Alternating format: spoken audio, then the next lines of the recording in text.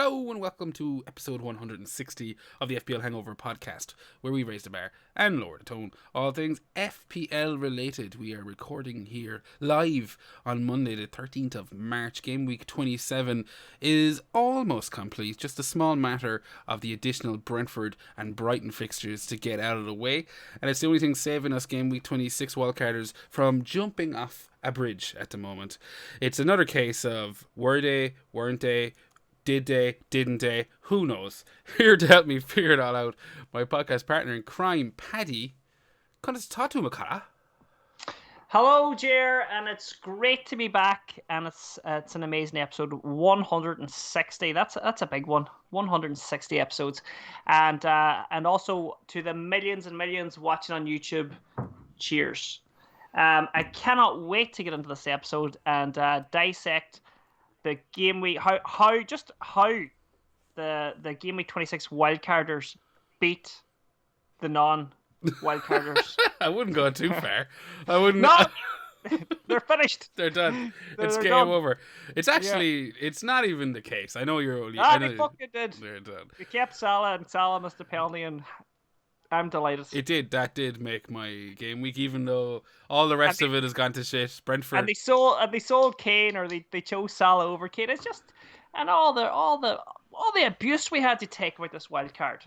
I think it was looking a lot more like the tables have turned before Sunday's fixtures and before Arsenal assets came good, and the majority of game week 26 wildcarders were sitting there with at least one Arsenal asset on their bench, and we all know how that went. How did you get on so far, Paddy? How did game week 27 go? Right, okay, serious talk now. Right, at the moment, I am on 53 points, which is a green arrow at the moment. Let's face it, the Brentford assets have let us down so far.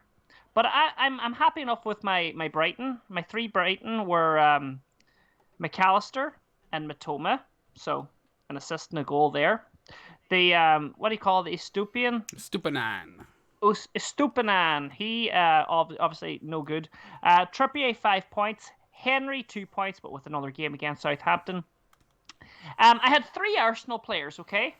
Yeah. One of them scored 14 points. One of them scored 8 points, and one of them scored 3 points. Guess which one I started? The one that everyone else started and didn't have any return. Exactly. Saka 3 points, Martinelli 8, and Gabriel 14. Anyway, I knew it. We knew this was coming. I actually had people tweet me, "Oh, this is a bench boost game week if I ever seen it." Yeah, I saw that. Yeah. But I just stuck to my plan. And didn't. Then I had Harry Kane, 13 points. Haaland, 6. And, of course, Tony, the captain, with a measly 4 points. Raya as well, 3 points. We got a bonus out of Raya, so, we'll take that all the way to the bank. Ger, tell me, how do you think my team was 53 points? Would you be happy with that? And tell us how your game week went. Yeah, I think 53 points is a pretty solid score. Considering the amount of points you had benched, it's kind of irrelevant, I suppose. They were sitting there, nothing you can do about it. But 53 points is pretty good. I came in a little bit less than you. For now, Paddy. As usual. I'm sitting on 48. In all departments? In all departments, especially in penis size. Yes, of course. But no, 48 points. Again, Ray with the extra save points, bringing it up to 3. So, nothing to write home about. Dunk losing his clean sheet, Pinnock losing their clean sheet, Trippier coming back with an assist, similar to yourself, Saka, and Rashford both blanking. March also blanking. We'll get onto him a bit more in a second. Okay, we know you don't have March in your team. And Mitoma getting an assist, followed up with the classic Game Week 26 front line of Kane, Tony and Haaland. So yeah, nothing to write home about, but plenty of action still left in the game week. Paddy, what were you fucking sniggering over? I was just having a wee snigger there about March, and I will get into that. I want to know, did you get a green arrow so far, yeah? I don't look at that shit until the game week's over, pal. Just tell us the fucking truth. I'm currently down from 33k to 40k, I think 39 or something like that. Sucks to be you. I don't look at that. That's midweek bullshit. I don't. Yeah, me neither. Just wanted to know. Yeah. Just wanted to know. But yeah, I'm laughing at March, yeah, because I don't have him, and the FPL players that had March obviously got robbed. Do you think so? Did you see the goal? I've seen replays. Yeah, I think that he should have may have got the goal. Brighton have decided that he scored it. Well, yeah, I believe. Look, I think first of all, there's obviously no conclusive evidence as to whether or not he did get the goal. I think I'm leaning as a March owner. I'm leaning towards he didn't, just based on the fact that the ball was smashed in the opposite direction of the way his leg was. But Harrison, the guy who was awarded the own goal, he came out and said he didn't touch it. And yeah, as far he's a very trustworthy guy, and I believe him. Yeah, and that's fair enough. And if you ask me, I think there's no evidence to show he didn't get it, and the benefit of doubt should be given to the attacker. So to see FPL remove the goal after giving it, and then there's a rumor going around on Twitter that they've updated their banner to a picture of Solly March in their Twitter their backwards banner at the top of the page. Wow. Now that's something I haven't actually verified myself. They're really putting the boot in if they've done that. Yeah, I know. It's pretty shameful behaviour. But again, as I said, I don't know how long that picture's there, but all the comments were talking about it not being there very fucking long, and it wouldn't surprise me considering some of the shite that they get up to online. And in case anyone has any hope about maybe getting these March points, they are never coming. No, Jesus, no. It's actually in the rules that after 24 hours or something, that's it. Yeah, Benito. Once the game sets to the next day, I've never seen a change. And if there's been one, it's it's something that I don't fucking remember. But with the amount of damage I've done to my brain, who's surprised? But look, you don't dwell on it. You move on, and exactly. Yeah, and you focus more on McAllister versus Mitoma and March. And just to move on, if I had March, I would be raging. Oh yeah, raging. But anyway, I can just imagine the abuse. We don't dwell on it. There's no point. The points are out there now. It's fucking raging. Things, yourself. The whims of FPL Towers kind of evens itself out as the season moves on. There's been a couple of dodgy decisions though. Why would you even pick March when you have Mitoma and McAllister there anyway? Because of the underlying stats, baby. Not something you've ever heard of. What about Mitoma just being an absolute baller and McAllister being on pens? They're the stats I go by. Well, first of all, I do have Mitoma. He was the first midfielder I'd have there. I have both March and Mitoma. And yeah, when I compared McAllister to March, the numbers said March. McAllister had the pens, but also has the potential to end up playing deeper, which, to be honest with you, at times he was playing a bit deep in the Leeds match. So, nothing shocking, but... Yeah. Well, if it ever comes down to that kind of decision making again, Ger, just lift the phone. I'll give you a buzz. I'm always here. Yeah. Cheers, Paddy. Yeah. I knew I could rely on you to help me out of a sticky situation. But it wasn't all doom and gloom. We did help you into one too. we did get Harry Kane points this week, which I think for me that was a bit of a litmus test of the wild card because he was a big switch. I was going, if he blanks against Forest, this is absolute up in smoke, this wild card. But no, 2 goals, 13 points. What more do you want, Paddy? Yeah, that was brilliant, and that was he was one of the players that a lot of people would have been hiding behind the sofa with. Yeah. I was listening to the Cheaters earlier today, and I think Josh summed it up. He said once Salah missed the penalty, he just knew that was the universe telling him that Kane was going to go nuts. And I was like, yeah, that kind of was like, well, we'll get to that as well. No, we will. But going back to what we touched on at the top there, Arsenal on the bench. I've seen a lot of players, obviously a lot of managers with a lot of bench points there this week. Big hats off to last year's mini league winner Quinner. He went ahead and played his bench boost, and if you ask me, that's pretty much as good as you can really hope for. Those goddamn casuals, hey, they just do it every time. They do. They just pox their way into some decision. Hell. Well done, Quinner. Yeah. And what how many points did he have from his bench sheet? Do you know, or is that asking too much? Well, he had Gabriel and Martinelli and Botman, so that's 22 and 2, and he got 1 from Steele. So yeah, I think he's currently on 24 with a potential Brighton clean sheets, if all goes well in the midweek to go on top of it. So I'd say I'd expect, obviously minimum 24, 25, and if he gets lucky, maybe in the early 30s. So he'll get fucking lucky, that cunt. yeah, he will. But I mean, look, if he fucking fell out of one day, it'd go up. The way I look at it is like, you're similar to me. We wildcarded with the intention of bench boosting in 29. That's still to come. Yeah. So I'm not ruling that out. No, me neither. But I think we can really, 29 bench boosters are really just going to hope to just equal what that was going to happen this week. Yeah, exactly. And can't wait till we get to that part as well, because I think I have 2 free transfers. You probably do have 2 free transfers. For this week, I do, yeah. Yeah, and I think I know what they are, but when we get to there, we'll speak about that. I'm looking forward to hearing it, because I have no fucking idea. Before we get there, though, a couple of more other highlights from the week. Casemiro, red card.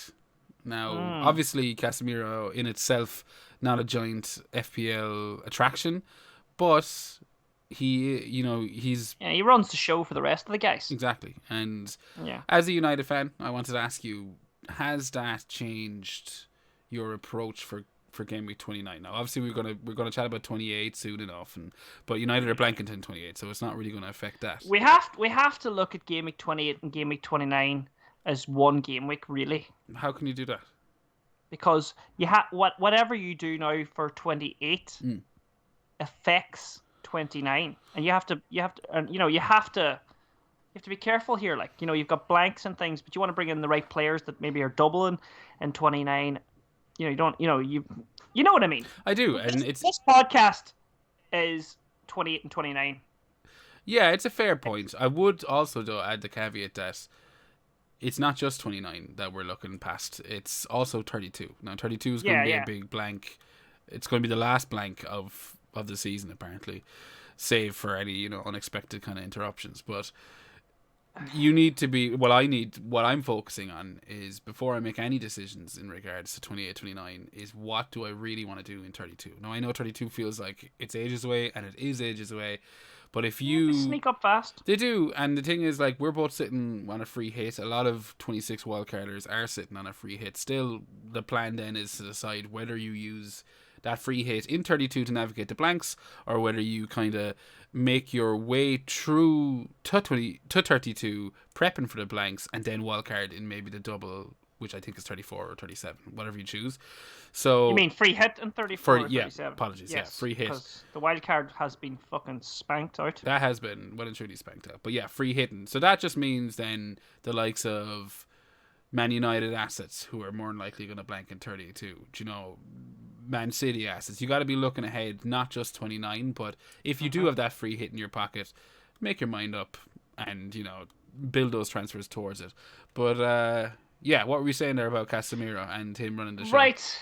It's not like, at the moment, I have one Manchester United player, and that's Rashford. Yeah. And it's not, Casemiro red card is not going to make me get rid of him. What it might do is it'll make me maybe more, I'd find it easier to sell maybe a Luke Shaw or another United asset if I had him. But Rashford is going to remain. I think defensively that's where United will suffer without Casemiro there. So like if you had any like your Luke Shaws or your Delos or your Wan-Bissakas or your Martinez's, those are the guys I would have no problem now moving out. Well, moving out's easy, Paddy. It's whether you move them in is the question.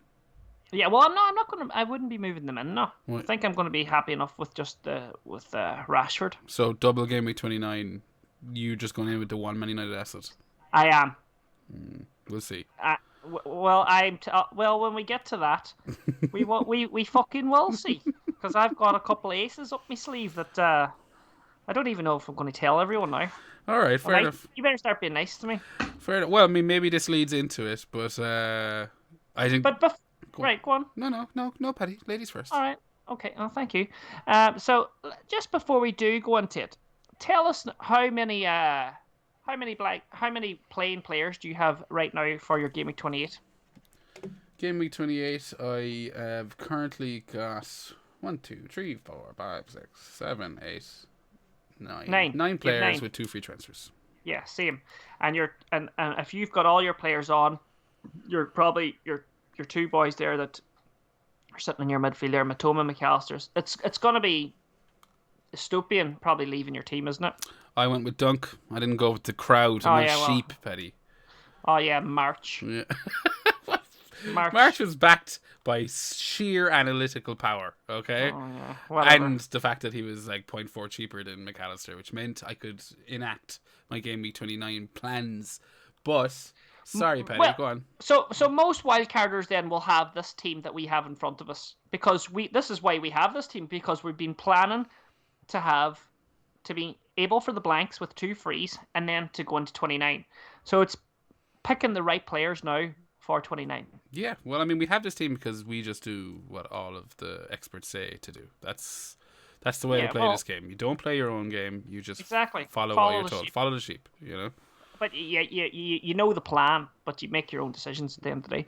But what teams is Arsenal Dublin in 29? No, they're playing a home match against Leeds. Yeah, okay. So who's the doublers? Why are you so fucking focused on 29 and not 28? Because I'm looking okay for 28. Why? How many players have you got? I've got the 9. So you're too short. Yeah, but I know the 2 I'm bringing in. Okay, well, why don't you get to it then?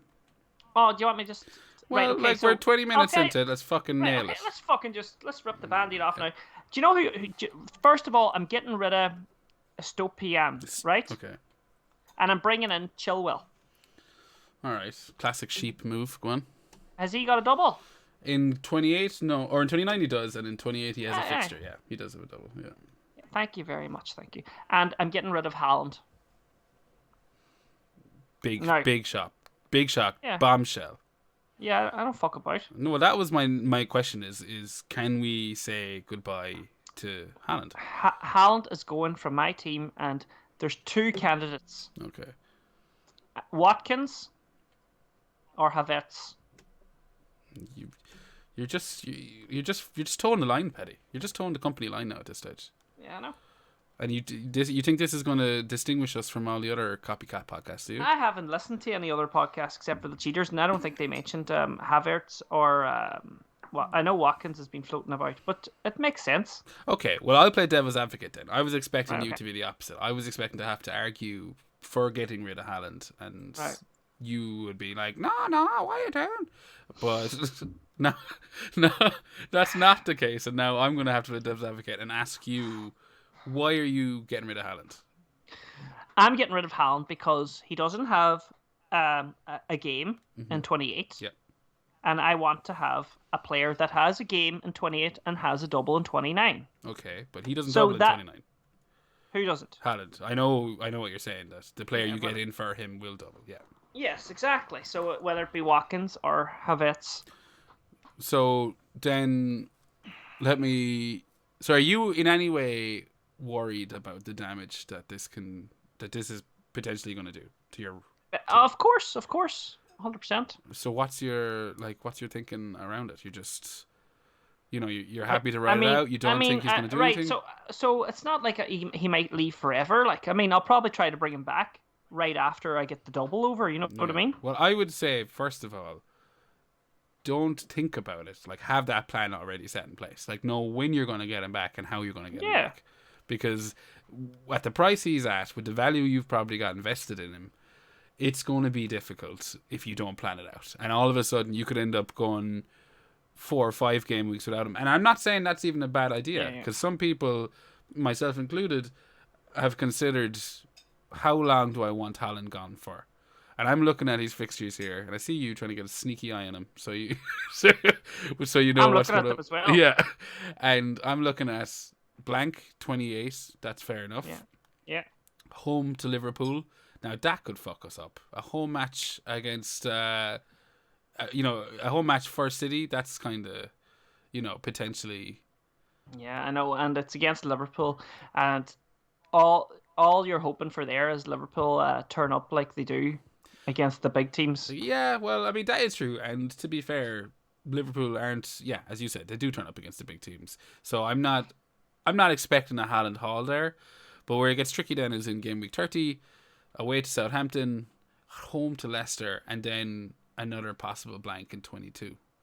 So Or 32. And I should 32, say yeah. 32, yeah. So, which, even if if they don't blank, it's away to Brighton. And, that's not going to be an easy match. Well, do you know what? Right, let's just looking at this. I'm not worried. I don't have him for the Liverpool game. Okay. Okay. I'm writing that off, even though he could fucking go bananas. But look, I'm just writing that one off. I can potentially have him back for the Southampton game. Like, financially speaking, is it? Yeah. So then, is it Watkins just a 2-week, or you turn Kane in? You turning Kane into Haaland? I could easily go Kane. Well, I always said I was keeping Kane for till the end of the season because Kane's got a fantastic run. Yeah. So it won't be Kane. If I have to take maybe a little -4 to work Haaland back in, no problem, because I'm hoping to maybe have that -4 covered anyway within the doubles.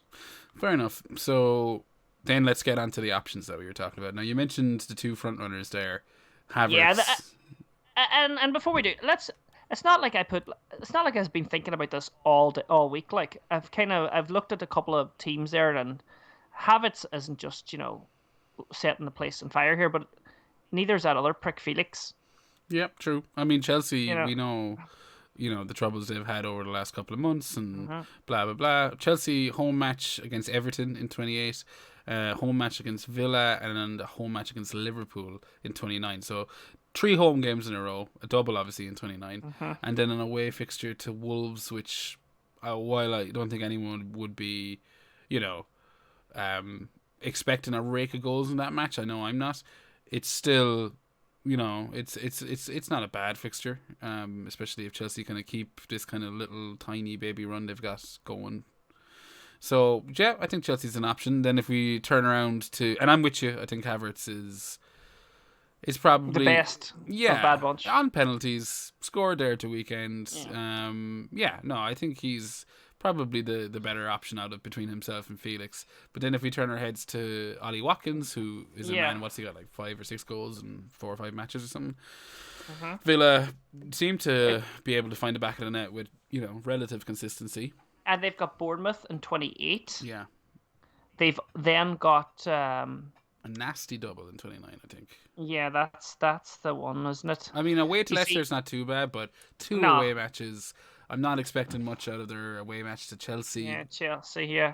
You see, it's like Chelsea don't have a great 29 either because they've got Liverpool, isn't it? In one of those. But, I mean, they could still score against Liverpool. They could, and as I said, they're 2 home games. So, I mean, you already feel a bit more confident. Yeah, and then I'm like totally contradicting myself with Haaland because he's got Liverpool at home, and me going, "Oh, Chelsea, they couldn't score against Liverpool at home." But yeah, Haaland's playing Liverpool, but I'm like, "Nah, they'll never score against Liverpool because you know why? Because I'm selling them out of my team." So, but the beauty is that like it's not that Liverpool match is a bonus match. If he gets just 2 points out of that, you're like fine. But it's the Villa match preceding it that I think everyone's like looking to target with Havertz. You see, if I go Watkins, it probably makes it easier to get Haaland back. How? Because Watkins is cheaper than Havertz, is he not? He is, but if you're just swapping that striker back, it's not going to make a difference, Yeah, but see, I'm bringing in Chilwell maybe as well. See, that's what I'm saying. By not letting yourself accidentally pricing yourself out of this. Implode the team or anything but I think, well then, right, you know my plans. What are your plans? Where are you thinking? What were your 2 frees? So with my 2 frees, the original plan when I wildcarded was like the options I wanted to have open was to essentially make 1 transfer this week. Didn't decide which one it was going to be, but I'd roll the extra transfer. I'd play this week with only 10 players, and then come into next week into the double game week 29 with 2 free transfers still, and that would allow me to turn Arsenal assets into Man United assets. So I could go... Yeah, but now that's kind of smoked, isn't it? Well, that's the question. Is it smoked? It's not so much that Arsenal have turned my head. I still think... like... I thought that home fixture against Leeds in 29 was always going to be, ripe for a load of points. But what has not changed my mind, but what has turned me slightly against that plan was Casemiro's rate. That's why I touched on it at the start of the show. And I'm the same as you. I fear, while I don't worry too much about their attacking assets with the likes of Rashford or even Bruno, I do worry that their defense all of a sudden looks a lot weaker without Casemiro, which makes me think, do I need to go back to Shaw? And does it mean Bruno sits a bit deeper? Which I think we've seen how United have operated without Casemiro over the last couple of months. Yeah. And it is, it's not unheard of that he ends up playing deeper, and it's also quite obvious that United are a much shitter team without him, i.e. defensively. Yeah, it really does put a spanner in the works for, if you were planning that Bruno move, because that would have been a nice transfer in. But if Bruno won't have the freedom to do there, like the last couple of weeks before the Liverpool game and all, Bruno was flourishing again, having that Casemiro behind him, and he was getting assists, he was even getting in the goals. So now that's going to, the fear is that's just, we're going to get the Ronaldo Bruno again. You don't have any intention of going towards Bruno? That's what you're saying, though, right? Yeah, I'm not going to go there. No, I'm not going to go there. Yeah, no. But that was my plan, and then now that I'm looking at, I'm also kind of leaning towards Haaland out. Basically, because, as you said, like, it's just the fact that I can get a player in who plays 3 fixtures in the same time that he plays 1 home fixture against Liverpool. And that's made me, lean towards the likes of a Havertz, maybe a Watkins. What's swaying me between those two, if I was to go down the Haaland exit route, is Havertz has that fixture in 30, that away match to Wolves, versus Watkins' home match to Nottingham Forest. Like, I don't know if I could legitimately get rid of Watkins at home to Forest if I was to try and move him back to Haaland. Yeah. And Spurs also have, like, a home match against Brighton that week, but then following it up is a home match against Bournemouth. So even Harry Kane looks like someone that I'm not really going to be able to talk myself into getting rid of. Nah, because his fixtures are too good going forward too, aren't they? Like, there, but yeah, that's my logic. Do you think there's any sense to picking Havertz because he has a shitter fixture in game week 30? Yeah, well, I mean, he could go fuck it. He's not going to go nuts, is he? Well, it's no, a different. He's not. Yeah. I mean, he could. He's got a higher ceiling. Doesn't need to get some points. Havertz. Yes. I'd say in and around the same as Watkins, I'd imagine. I mean, on penalties. Is Watkins on penalties for Villa? I'm not too sure. That's what I was just trying to think. There was Watkins on penalties. Yeah, but just the idea of, like, making your decision based on a game week that you're not gonna even have them play in. Like, I don't know. It feels a bit backwards to me, and I'm just looking for an excuse to go with Havertz. Out of. So you're thinking Havertz as well, anyway, obviously. Yeah. I mean, like, it's the penalties, and yeah, I think it's just that home match against Everton and home match against Villa in the next two.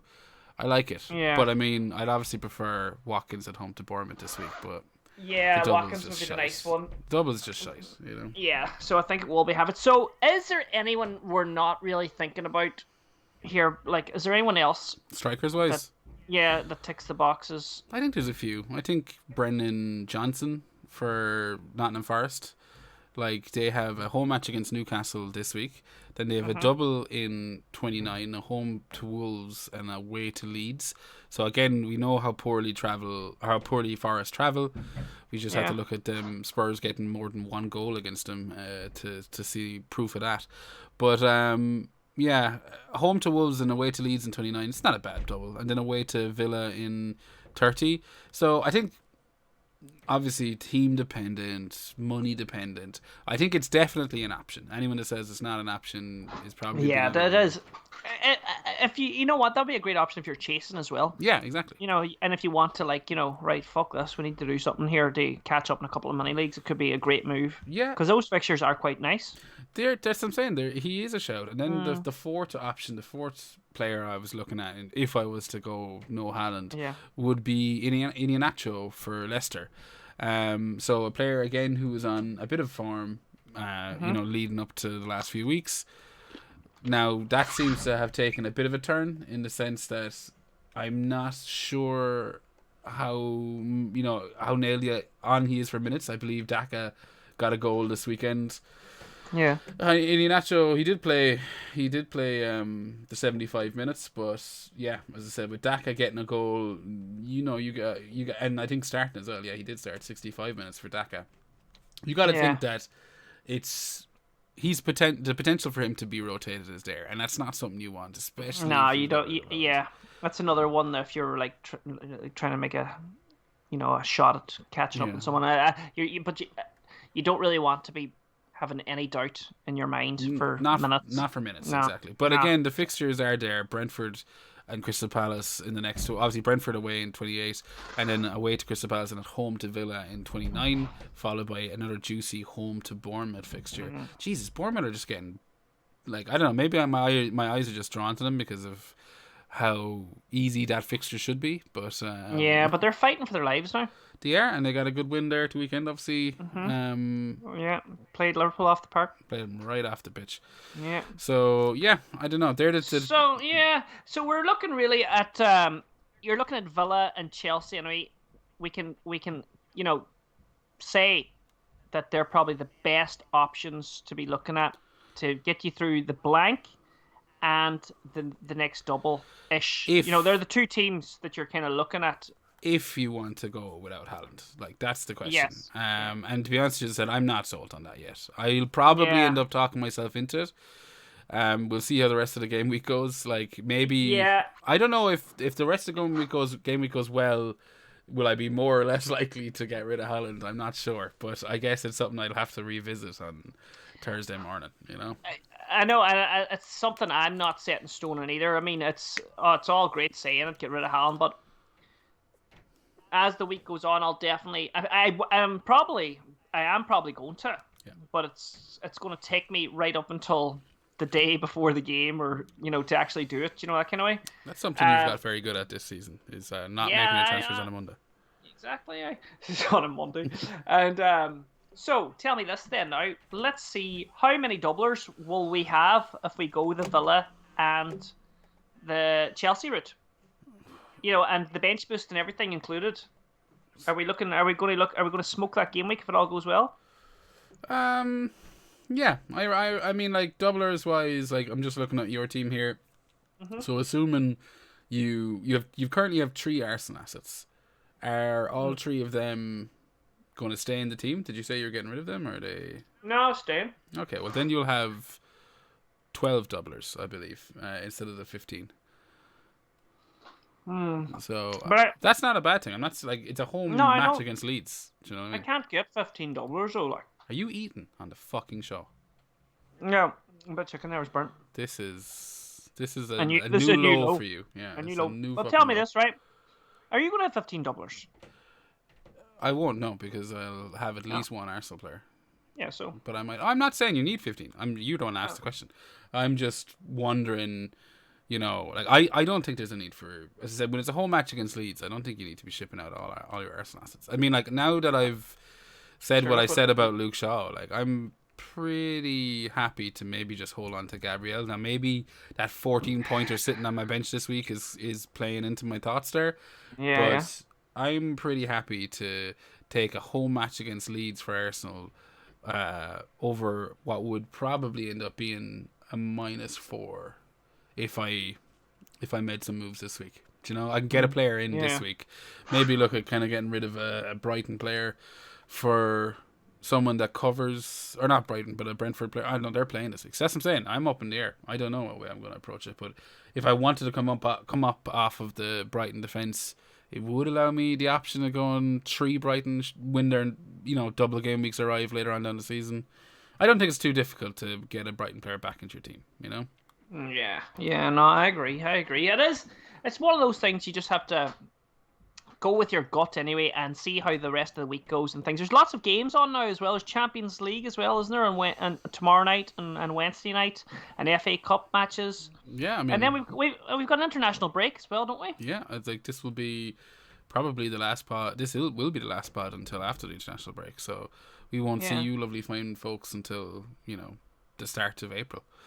But yeah, wow, yeah, there is a lot of fixtures, and if Haaland goes off and breaks his leg tomorrow, that will make things a lot easier. Yeah, 100%. Not that I'm wishing that on him, but it would be handy. You are. Yeah, it would be very handy for my fantasy plans.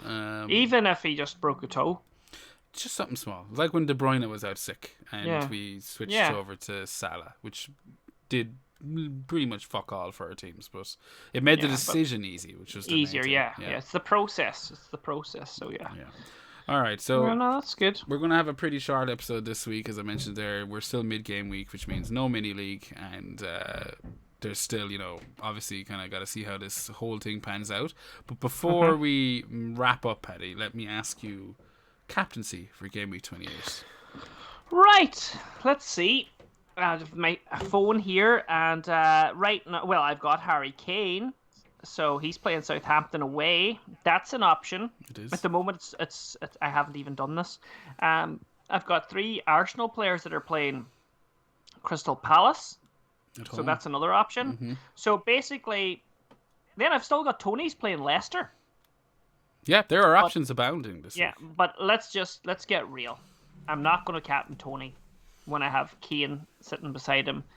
It's between Kane, Martinelli, and Saka, and I can just see. I'm just going to put the captaincy on right now. Here we go. Look at that. That's done. Boom. For the YouTubers. Who did you do? Who did you put it on? I put it on Harry Kane. Harry Kane. Interesting. I listened to... What's fucking interesting about that? What? Well, what's interesting is that I didn't really think about captaining Harry Kane. I was pretty much set on Saka. I was, for a few weeks now, I was like, home match against Crystal Palace. Arsenal, in the form of their lives. And, I was more than happy to go straight to Saka. But, obviously Kane gets his brace there at the weekend. And an away match against Southampton isn't something to sniff at. Yeah, exactly. Yeah. So, no, I think Kane will probably be the highest captain player this week, based on... And you know what the best thing about that is? All those other motherfuckers won't be able to put him captain because they don't have him. And they'll be worrying about all the other fucking players they have in their teams. Who knows what they're going to have by the end of game week 27. I mean, by the end of this week, in time for game week 28. Because, they'll have to make a decision on whether they want Haaland sitting in their team. They're going to have to make, they still have their wild card more than likely, if that's what we're talking about. So who knows what state of, what state the FPL landscape is going to be in come deadline day. But yeah, I'm thinking Saka. You're thinking Kane. We'll see what way it ends up by the end of the week. Still, as you said, a lot of fixtures to go through. Yeah, lots of things to see yet. But at the moment, on my boss team, it's on Harry Kane. Perfect. Yeah. All right, I guess we'll wrap it there, Paddy. There's no point rambling and talking shite. How can people... Any more rambling or talking shite, I should say. But how can people find you? They can find me on Instagram at the Viking Dippers, on Twitter at FPL Viking _, and on TikTok, the Cafe Fella. And also, before we go, please check out Game Week 39, the North versus South. It's a fantastic football match for charity, for Street Child United, and all the proceeds are going towards that. And it's going to be a really good event. Everyone is welcome to come along and support the North. Yeah, 100%. The link will be in the description below for anyone on YouTube or on Spotify. That's perfect, Paddy. If you want to check out the show, or if you want to reach out to us directly, you can get us on Twitter at FPL Hangover, or you can send us an email. It's fplhangover@gmail.com. If you liked what you heard this evening, make sure to hit the subscribe and give us a thumbs up and retweet it, all the usual stuff. It really helps the show out a lot, and it's greatly appreciated on our end. Paddy, are there any final words you'd like to wish our audience now that your mouth is full of chips? Yeah, have a great game week, and I'm off now to watch the finale episode of The Last of Us. Can't fucking wait. What about you, Ger? I'm doing the same, and I hope you enjoy Game Week 27, everybody. Or no, Game Week 28. I hope you enjoy Game Week 28. And we'll catch you after the international break. So stay safe and God bless.